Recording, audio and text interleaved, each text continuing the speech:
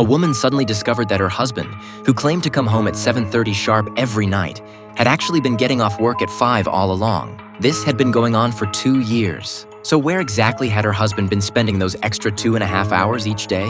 The woman's name was Mayna, a top physician in South Korea. She had a loving husband and an adorable son. Though Mayna was already in her 40s, her husband still treated her wonderfully. She had always cherished his thoughtfulness and believed they would continue living happily together forever. That is, until one day when she noticed a strand of hair on her husband's scarf that didn't belong to her. It was the same scarf he had lovingly wrapped around her that morning before leaving, worried she might get cold. Suspicion immediately crept into Mayna's heart. Could her husband be seeing another woman? That single strand of hair consumed her thoughts all day, making it impossible to focus on work. That evening, while her husband was in the shower, Mayna picked up his phone. Surprisingly, it wasn't password protected. She searched through it carefully, but found nothing suspicious. She decided to see for herself what her husband was really doing after work. Mayna drove to her husband's office building.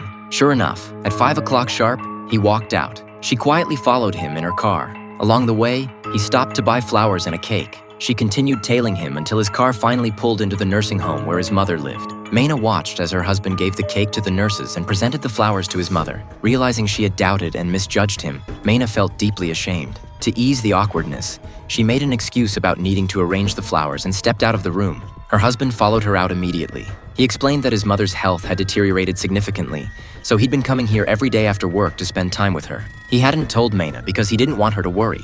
After hearing his explanation, Mayna immediately confessed her suspicions and apologized to him. Later, Mayna went to the nurse's station to borrow a vase. While there, she casually asked about her mother-in-law's recent condition. The nurse's response made her heart sink instantly. It turned out her husband's last visit had been a year ago.